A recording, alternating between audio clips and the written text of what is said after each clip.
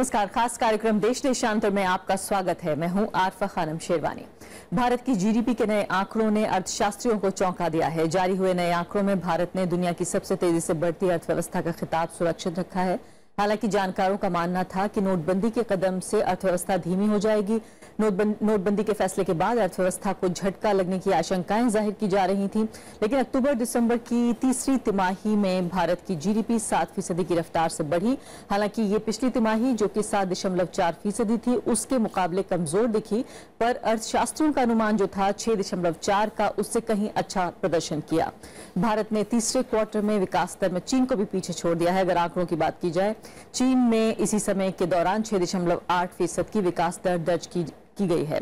अब माना ही जा रहा है कि विनिर्माण और कृषि क्षेत्र के अच्छे प्रदर्शन की बदौलत तीसरी तिमाही में आर्थिक विकास की उम्मीद से कहीं बेहतर रही है। किस तरह से आखिर इन आंकड़ों को पढ़ा जाए? क्या इन आंकड़ों के पीछे भी आंकड़े हैं?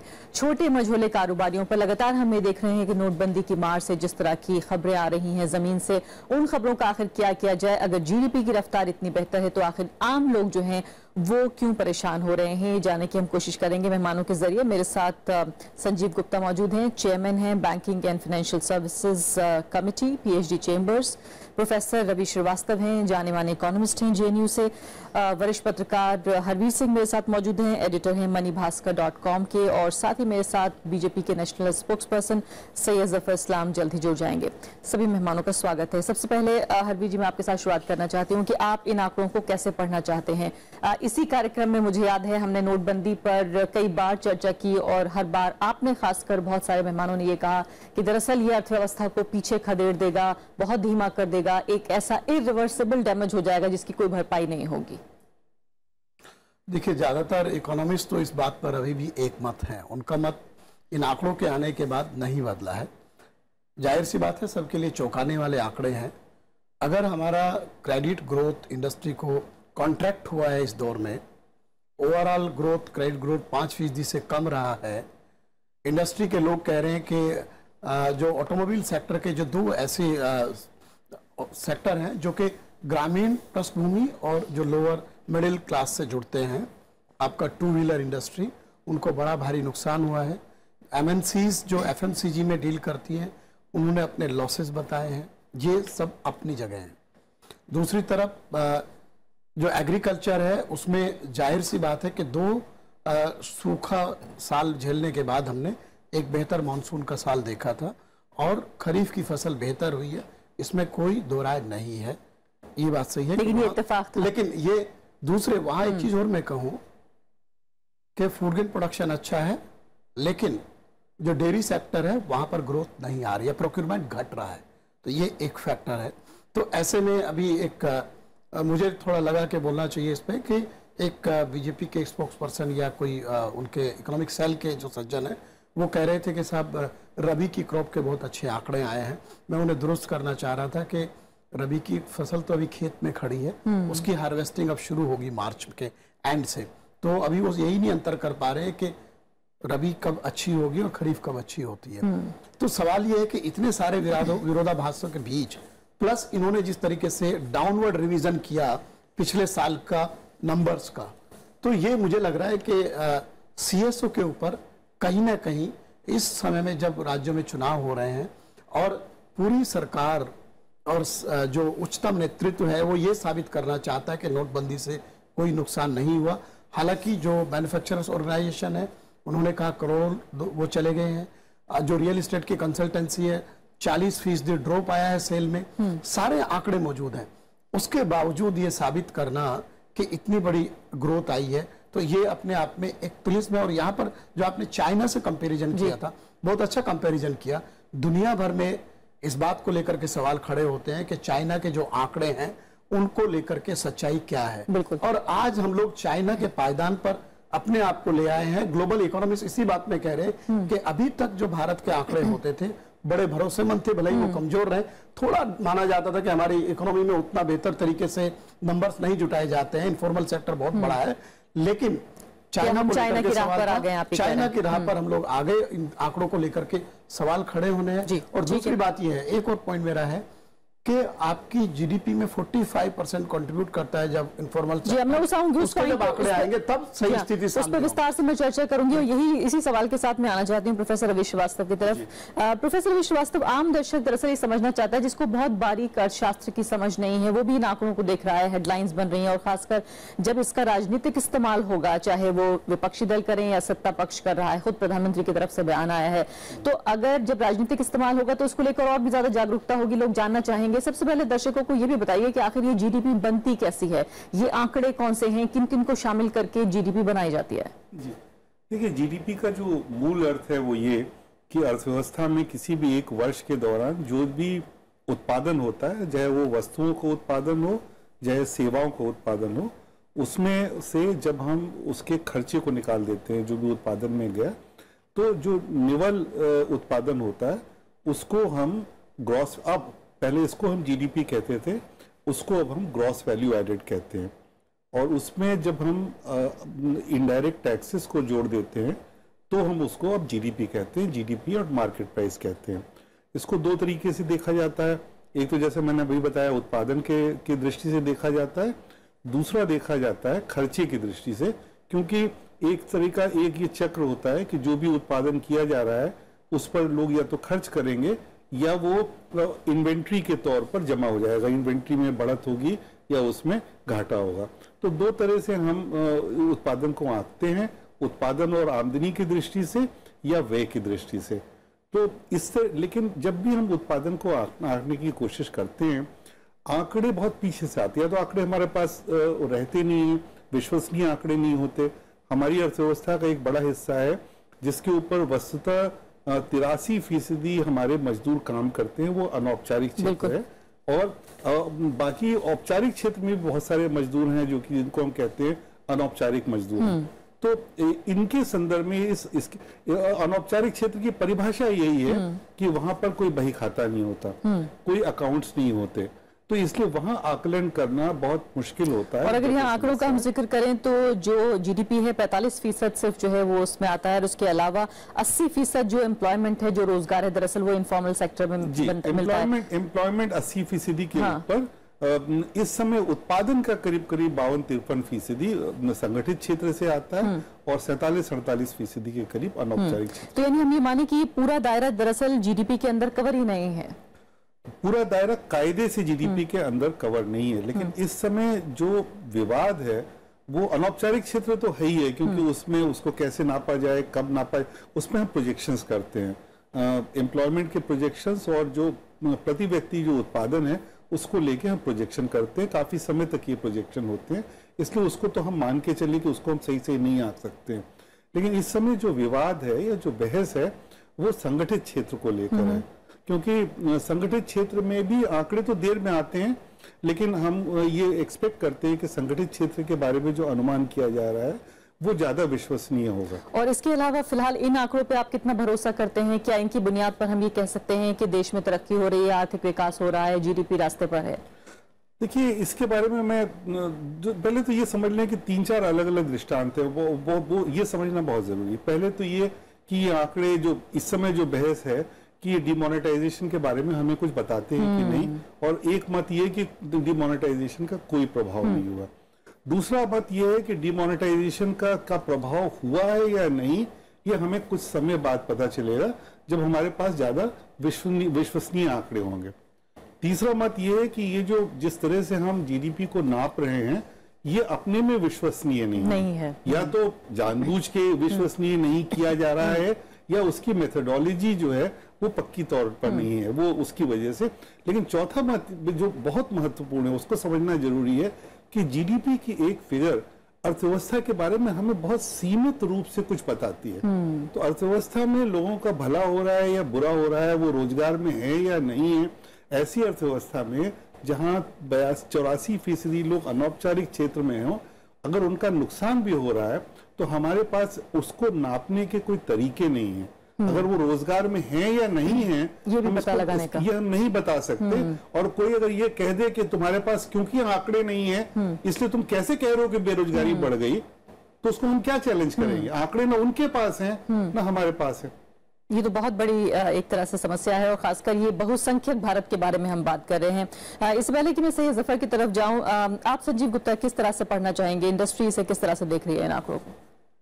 सबसे इम्पोर्टेंट बात जो जीवी के बारे में, जीवीए के ग्रॉस वैल्यू एडिशन के बारे में शुरू की थी, मैं वहीं से बात को लेना चाहूँगा। जीवीए एक इकोनॉमिक एक्टिविटी को बहुत सुंदर रूप से रिफ्लेक्ट करता है और जीडीपी का डाटा, पूरा डाटा अभी शायद नहीं आ पाया होगा, ये सिर्फ सेकंड एस्टिमेट है अभी। एक थर्ड एस्टिमेट आएगा भी मई 31 तक। तो बहुत आई वुड से बहुत प्रोफेशनल डिस्कशन के लिए तो हमें तब तक रुकना होगा। बट एक चीज जरूर दिखती है जीडीपी के डाटा से कि जो भी डाटा उसमें, मान लीजिए इनफॉर्मल सेक्टर का भी नहीं आया है, एसएमई सेक्टर का बहुत बड़ा डाटा नहीं आ पाया है, जो हमने उस वक्त देखा, there was definitely an impact on the economy. But मैं प्रधानमंत्री जी की बात पे जाना चाहूंगा, जहां पर उन्होंने भाषण जब दिया था पार्लियामेंट में, तो उन्होंने कहा कि एक बहुत बड़ा पीरियड, जो कि एक बहुत इंपैक्टफुल पीरियड था फेस्टिविटीज का, वो निकल गया था। उसके बाद 8 नवंबर को जब ये आया, तो उस वक्त से लेके एक पीरियड जो बचा था वो इतना बड़ा नहीं था फेस्टिविटीज का, तो उतना बड़ा इंपैक्ट कंजम्पशन पे नहीं आया होगा। बट अगर हम जीवीए को देखें, जो कि इकोनॉमिक एक्टिविटी को बहुत सुंदर रूप से रिफ्लेक्ट करता भी है, तो हम देखेंगे कि वो डेटा 5.8% रिफ्लेक्ट करता है clearly, compare to 6.9% for the first half year. तो पहले दो क्वार्टर्स का जो डेटा था, या पहले हाफ ईयर का 6 महीने का जो डेटा था, और कंपेयर टू इस क्वार्टर का जो डेटा है, वो डेफिनेटली थोड़ा डाउन है। तो मैं समझता हूं अगर एक प्रोफेशनल डिस्कशन के पॉइंट ऑफ व्यू से, तो थोड़ा इंपैक्ट दिखता है वहां पर, जो कि जीडीपी में जरूर नहीं दिखता होगा। जीडीपी को एक बहुत बड़ा डेटा इकट्ठा करना पड़ता है, तो थर्ड एस्टिमेट तक रुकना होगा। बट इन सब के बावजूद दोनों बातें हैं, तो you have to take a balanced view. तो जीडीपी के जो नंबर्स शायद पूरे नहीं है, ये दुनिया भर के सारी रिसर्च ऑर्गेनाइजेशन, अभी कम से कम इंडस्ट्री उत्साहित नहीं हो सकती सिर्फ इन आंकड़ों को भी आप इंतजार करेंगे और देखना चाहेंगे, लेकिन राजनीति उत्साहित हो चुकी है। अभी फिलहाल सैयद जफर इस्लाम हमारे साथ मौजूद है। जफर इस्लाम साहब, ये बताइए फिलहाल कि यहाँ तीनों मेहमानों की बातें आपने सुनी होंगी, इनके अलग अलग अपने आकलन है। बीजेपी जाहिर है इसको अच्छे तरीके से भुनाना चाहती है, चुनाव है वो भी बहुत मुश्किल चुनाव है आपके सामने, खासकर उत्तर प्रदेश का मैं जिक्र करना चाहूंगी, जिसमें हार्वर्ड और हार्ड वर्क की जो है आपस में मुकाबला छिड़ गया है। ये बताइए मुझे कि इन आंकड़ों का वो गरीब आदमी क्या करे, जिसको मैं खुद जमीन पर देखकर आई हूं कि किसान परेशान है, आम आदमी परेशान है, मझोला कारोबारी परेशान है, कैश अभी तक हमारे पास नहीं है, फसलों का दाम नहीं मिल पाया है, फर्टिलाइजर्स के लिए पैसा नहीं है लगाने के लिए, फसलें तक नहीं बो पाए हैं किसान। क्या करेंगे वो इन आंकड़ों का? देखिए आरिफा जी, आपने जो भी बातें कही, वो उन बातों में कितनी सच्चाई है वो आंकड़े तो दिखाते नहीं है। पहली बात, अगर आप जैसे फार्म सेक्टर की बात करें, तो आप देखिए एग्रीकल्चर में सेक्टर में ग्रोथ दिखा है। इतने कुछ बातें कर रहे थे पॉलिटिकल पार्टीज के, किसान को नुकसान हुआ है, लेकिन आपने जितने एरिया में इस बार जो सोइंग हुई है और जो नंबर्स आए हैं जीडीपी में, दोनों आपके सामने है, दर्शाते हैं कि जो इम्पैक्ट कुछ भी नहीं हुआ है। दूसरी बात, कंजम्पशन साइड में देखिए तो कंजम्पशन का भी डेटा देखिए तो इस बार 10 पॉइंट कुछ % है, तो वो भी काफी, उसमें कंजम्पशन में साइड में भी बड़ा इजाफा हुआ है। तो ये सब जितने भी अटकलें लगाई जा रही थी कि जीडीपी में बहुत बड़ी गिरावट आएगी, वो गिरावट नहीं आई है। लेकिन ये बात भी सच्चाई है, जैसे हमारे तीनों पैनलिस्ट कह रहे थे कि इनफॉर्मल सेक्टर में हो सकता है कुछ इम्पैक्ट हुआ हो, और मैं इस बात से ये नहीं कह रहा हूं कि नहीं हुआ होगा।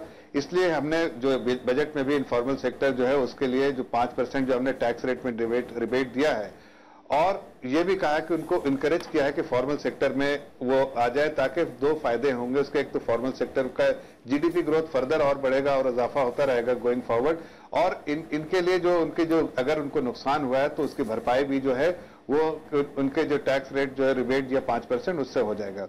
जहां तक बात है कि लोग जो है जिस तरह से, अगर आप देखिए, आप यहाँ पर कुछ लोग ऐसा कह रहे हैं कि डेटा सही नहीं है, इनकम्प्लीट है, टाइम लगेगा, वो सब बातें अलग है। आप देखिए जो स्टैटिस्टिकल ऑर्गेनाइजेशन जो है CSO, उसके डेटा जो है हर बार पूरी दुनिया ने माना है, जितनी मल्टीलैटरल इंस्टीट्यूशन उन्होंने माना है, और उनके कंसेंसस भी अगर आप देखिए, जो टॉप 25 इकोनॉमिस्ट हैं उनका अगर कंसेंसस देखिए तो हमारे जो नंबर्स आए उससे थोड़ा ही नीचे था। कहने के लिए रेनकोट इकोनॉमिस्ट लोग कह सकते हैं कि 2% नीचे हो सकता है, लेकिन वो इकोनॉमिस्ट को साइड में रख के वो पॉलिटिकल स्पीकर ज्यादा बन के, स्पोक्स पर्सन बन के इस तरह की बातें कह रहे हैं।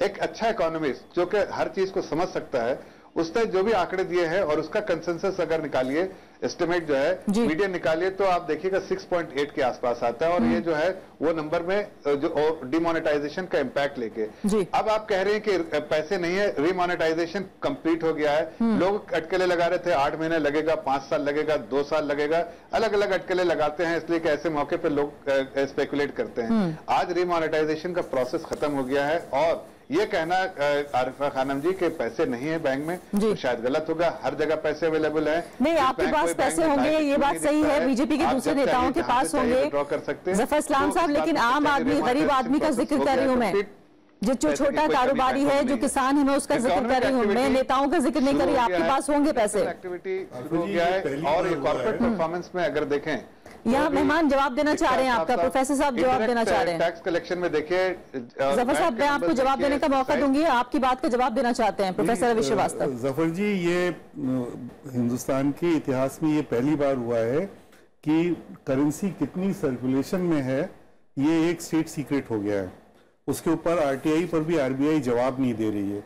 तो रीमोनेटाइजेशन का प्रोसेस कंप्लीट हुआ है कि नहीं, हम कैसे जाने जब अगर आरबीआई ये बताने को तैयार नहीं है कि इस समय कितनी नोट सर्कुलेशन में है पहले की अपेक्षा। जी जफर साहब सुन पा रहे हैं क्या? जफर साहब से हमारा संपर्क अभी टूट गया है। हरवी जी, बहुत कई बातें तो उनकी जायज हैं, वो जिस तरह से कह रहे हैं कि तमाम जो है विरोधी, खासकर जो राजनीतिक विपक्ष है, वो एकदम घाग लगा के बैठा हुआ था कि जैसे ही जो है हमारे पास आंकड़े आएंगे फिर हम एक वार करेंगे, लेकिन कम से कम एक अच्छा पॉलिटिकल पॉइंट जिसे कहते हैं वो तो बीजेपी को मिल गया। देखिए, मेरे ख्याल से जमीन पर जो सच्चाई है उसको देखने की जरूरत है। अगर कहीं से भी इन आंकड़ों को ढूंढने की कोई जरूरत नहीं है। तमाम सारे जो एग्रीकल्चर मार्केट्स में ट्रांजैक्शन हुए 8 नवंबर के बाद, जब फसल बाजार में आई पहली खरीफ की, उत्पादन ज्यादा हुआ नो डाउट, लेकिन किसान को क्या दाम मिला वो किसी से छुपा नहीं है। आज की डेट में भी जिन पल्सेस के लिए हम लोग कह रहे थे कि बड़ा इंपोर्ट होता है और बहुत ज्यादा ग्रो करने की जरूरत है, ज्यादातर बिलो एमएसपी बिक रहा है। तो ये जो अफेक्टेड पार्टी है वो तो आकर के पॉलिटिकल मंच पे बोलेगी नहीं, लेकिन फिर आंकड़े जो आ रहे हैं एग्रीकल्चर सेक्टर के वो तो इतने हतोत्साहित करने वाले हैं। मैं एक एग्जांपल आपको बताता हूँ, मैं आपको बताऊं अभी, चलिए इससे पहले हम आगे बढ़ें। एग्रीकल्चर का आंकड़ा मैं बताता हूँ आपको। इन्होंने पिछली बार कहा कि देश में 94 मिलियन टन गेहूं का प्रोडक्शन हुआ और वो सेकंड थर्ड में भी रिवीजन नहीं किया। आपका पब्लिक प्रोक्यूरमेंट गिर गया 8 मिलियन टन। आपका जो सेंट्रल पूल में स्टॉक है वो 5-6 साल के निचले स्तर पर चला गया। आपको इंपोर्ट करना पड़ा जीरो ड्यूटी के ऊपर। क्या था ये? और उसके पहले साल 9 मिलियन टन का रिवीजन किया था ये एग्रीकल्चर मिनिस्ट्री ने प्रोडक्शन में। अब की बार भी रिवीजन होगा। तो ये आंकड़ों का एक स्तर है, 6 रिवाइज एस्टिमेट आते हैं, 6 एंड फाइनल एस्टिमेट। तो इसलिए ये कह देना, और दोनों के बीच में, और उसमें मैं इसलिए कहता हूं कि गवर्नमेंट भी मानती है कि इसमें प्रॉब्लम है। नीति आयोग ने टास्क फोर्स अपॉइंट किया है इन आंकड़ों के बीच में जो इतना बड़ा वेरिएशन आ रहा है रिवाइज एस्टिमेट्स में। तो अभी आप कुछ भी कहेंगे, लेकिन जब 6 एस्टिमेट आएंगे तब तक आप इन सबको भूलते हुए चले जाएंगे। ये पॉइंट है। ठीक है, हरवीर जी की बातों का जवाब दीजिए आप। जफर साहब, माफ कीजिएगा, आपसे संपर्क बीच में टूट गया था। फिर प्रोफेसर रवि श्रीवास्तव ने भी सवाल पूछा है, वो मैं आऊंगी, लेकिन पहले जो अभी हरवीर जी कह रहे हैं उनकी बात का आप जवाब दें। नहीं, देखिए, जो टास्क फोर्स बैठा है वो अपना काम करेगी, लेकिन आज के जो आंकड़े जो आपके सामने है वो ये बात बिल्कुल साफ कर देते हैं कि 3 चीजें जो बहुत सारे लोग कह रहे थे कि फार्म सेक्टर या एग्रीकल्चर सेक्टर जो इम्पैक्ट हुआ उसमें नहीं, उस पर ग्रोथ दिखता है। किसानों के बारे में जो इस तरह के अटकलें लगाए जा रहे थे उसमें कोई सच्चाई नहीं है। दूसरी बात अगर देखिए तो जो कंजम्पशन साइड में जो कह रहे थे उसमें भी आप देखिए इजाफा हुआ है। और तीसरी बात जो बड़ी इंपॉर्टेंट बात है जो मैं कहना चाहूंगा, चूंकि सब बुद्धिजीवी और इकोनॉमिस्ट लोग मैं कहना चाहता हूं कि पहली बार ऐसा नंबर जो है बजट में भी जब प्रेजेंट हुए कि हम रेटिंग अपग्रेड की उम्मीद कर सकते हैं। देखिए, दुनिया में कुछ ही इकोनॉमीज है जो कि 7% ग्रोथ रेट से उसके ग्रोथ रेट है, जहां पर जीडीपी ग्रोथ, और उसमें इंडिया जो सबसे बड़ी इकोनॉमी, बाकी सब जो छोटी छोटी कंट्रीज है, हम चाइना से ज्यादा ग्रोथ रेट, हमारा साइज ऑफ इकोनॉमी छोटा हो सकता है लेकिन ये भी मेरे पास समय बहुत कम है। और अगर हमारे प्राइमरी डेफिसिट का नंबर प्राइमरी डेफिसिट का नंबर देखिए तो 0.1 है, और अगर आप देखिए डेट टू जीडीपी रेशियो जिस बार बजट में हमने जो अनाउंस किया है, तो ये एकदम परफेक्ट केस है रेटिंग अपग्रेड के लिए। और मुझे इंस्टेड ऑफ स्पेकुलेटिंग के गलत नंबर आएगा, कम नंबर आएगा, in fact we should rely on CSO और रेटिंग अपग्रेड के लिए सारे लोगों को कहना चाहिए कि देश इतना अच्छा कर रहा है। ठीक है, हरवीर जी कुछ कह रहे हैं जल्दी से। और मैं ये कह रहा हूँ कि देश अच्छा कर रहा है, लेकिन किसान जो है और हमको आज ही अभी जो है आपको पंजाब में इंटरवीन करना पड़ रहा है पोटैटो फार्मर्स के लिए। इनके दोनों मध्य प्रदेश में और आपका छत्तीसगढ़ में और झारखंड में किसानों को फसलें सड़कों पर फेंकनी पड़ी, खासतौर से वेजिटेबल क्रॉप्स। जी हाँ, तो तस्वीरें देखी थी हमने, लेकिन इसके अलावा जो प्रोफेसर रवि श्रीवास्तव बहुत महत्वपूर्ण सवाल पूछ रहे थे, सरकार जो लगातार दावा कर रही है। जवाब देना जी हाँ, ठीक है, जी दीजिएगा आप जरूर, दीजिए हाँ ठीक है। लेकिन मैं एक और सवाल पूछ रही हूँ, जल्दी से मैं एक और सवाल पूछ रही हूँ, वो ये है कि प्रोफेसर रवि श्रीवास्तव ये कह रहे थे कि रीमोनेटाइजेशन का जो बार बार दावा सरकार ने किया है, वित्त मंत्रालय की तरफ से भी दावा आया है, अगर करेंसी का सर्कुलेशन कितना है ये हमारे सामने, अगर इसको लेकर आंकड़ा नहीं है तो हम कैसे इस बात को मान लें? दोनों बात का जवाब देता हूं। पहली बात, जो आप कह रहे हैं कुछ जगहों पे फेंका हुआ है वेजिटेबल प्रोडक्ट, जिसकी शेल्फ लाइफ बहुत कम होती है। देखिए, मैं कहना चाहता हूं कि ये अफसोस की बात है कि रूरल इंफ्रास्ट्रक्चर में या बैकवर्ड इंटीग्रेशन और फॉरवर्ड इंटीग्रेशन नहीं किया गया हम पिछली सरकारों के द्वारा, इसलिए आज मुझे देखना पड़ रहा है। वरना अगर ये सारे चीज कर देते तो आज टमाटो और जिस तरह से देखा गया था फेंके, वो नहीं फेंका जाता। और इसीलिए हमारी सरकार की कोशिश है कि वहां पर टमाटो को स्टोरेज की कैपेसिटी हो, वहां उसको ट्रांसपोर्टेशन का हो, और वो प्यूरी की तरह उस तरह के सारी चीजें कर। टमाटो को शेल्फ लाइफ बहुत कम है, लेकिन उसको कन्वर्ट कर दे प्यूरी में तो उसकी शेल्फ लाइफ बहुत ज्यादा है। दूसरी बात, रीमोनेटाइजेशन का जहां तक सवाल है, देखिए रीमोनेटाइजेशन के आप देखिए कि जितना हमारे पास इकोनॉमी में मनी सर्कुलेशन में था, उससे बहुत ज्यादा रिमोनेटाइज कर दिया गया है, ऑलरेडी पैसे हो चुके हैं। तो जफर जी कितना हुआ है आंकड़े आप बताएंगे? जल्दी आंकड़े भी दे दीजिए, इस कार्यक्रम में आंकड़े दे दीजिए आप। देखिए, नहीं, मैं एग्जैक्ट आंकड़े तो जो है उसका रिस्पॉन्सिबिलिटी आरबीआई की है, वो आरबीआई आपको देगा। लेकिन मैं ये कहना चाहता हूं कि अगर आप देखिए, जब ये डिमोनेटाइजेशन की स्कीम शुरू हुई थी, उस दिन जो सर्कुलेशन में था वो 8-9-10 लाख करोड़ के आसपास था, और शायद ये नंबर हम क्रॉस कर गए हैं। मेरे जहां तक समझे, ये नंबर हम ऑलरेडी क्रॉस कर चुके हैं। बाकी पैसा तो कवर्ड में रखा था। चलिए, अब मेरे पास कुछ समय नहीं है, संजीव गुप्ता को आखिरी चांस में देना चाहती हूँ। संजीव गुप्ता, आगे हमें क्या इंतजार करना होगा? अरफा जी, मैं सिर्फ सबसे पहले जो आप पॉलिटिकल बात करी थी उसकी वर्सेस मैं थोड़ा फाइनेंशियल एक बारी बात करना चाहूंगा कि ये वाले नंबर्स के बारे में दो चीजें across 14-15 people that I have collected the responses from. एक तो बेसिक बात everyone feels is that these are unnaturally high figures of GDP at least. और उसके अलावा उनका कहना है कि डाउनवर्ड रिवीजन पॉसिबल है। स्टेट बैंक ऑफ इंडिया का कहना है it's too good to be true. Edelweiss एक बहुत बड़ी ब्रोकरेज फर्म, उसका कहना है the inventory is built up it seems, manufacturing facility सारी एड अप दिखती है वहां। स्टैंडर्ड चार्टर्ड का कहना है कि ये जो डेटा है ये प्रोबेबली असलियत को छुपा देता है। कोटा का कहना है कि डेटा इनकम्प्लीट है क्योंकि कवरेज कंप्लीट नहीं है। एक्सिस का कहना है कि स्केप्टिसिज्म को बढ़ाएगा ये, दुनिया भर में हमारे नंबर्स इसके बाद क्वेश्चनेबिलिटी बढ़ेगी। येस बैंक का कहना है कि पार्शियली रिफ्लेक्टिव है क्योंकि ये पूरी तरह रिफ्लेक्टिव नहीं है। नोमुरा जापानीज कंपनी है, बहुत बड़ी, इंस्टीट्यूशनल इन्वेस्टर्स को बहुत गाइडेंस देती है। वो कहता है कि टोटल नंबर्स एड अप होते नहीं है और कहीं ना कहीं कोई कमी दिखती है उसको, और वो कहता है कि जब तक पूरा डेटा ना आ जाए तब तक आगे नहीं बढ़ सकते। रेलीगेयर को रिवीजन एक्सपेक्टेड है। जी मैं एक मिनट बस ये कहना चाहूंगा, बस आखिरी 10 सेकंड, एक मिनट की ये सिर्फ एक सिंगल आंकड़े का सवाल नहीं है। आपके जैसे सैकड़ों पत्रकार और मेरे जैसे समाजशास्त्री फील्ड में जाकर उन्होंने आम आदमी के अनुभव को देखा है, उसको सिर्फ एक आंकड़े में नकारा जा सकता है। बिल्कुल सही बात है कि आम आदमी जो महसूस कर रहा है आखिर उसे कैसे नकारा जाए? क्या ये आंकड़े उसको कोई राहत दे सकते हैं? वो 100 से ज्यादा लोग जिनकी मौत हुई है, वो लोग जो लगातार जो है संघर्ष कर रहे हैं अभी जमीन पर, जो घर लौट गए।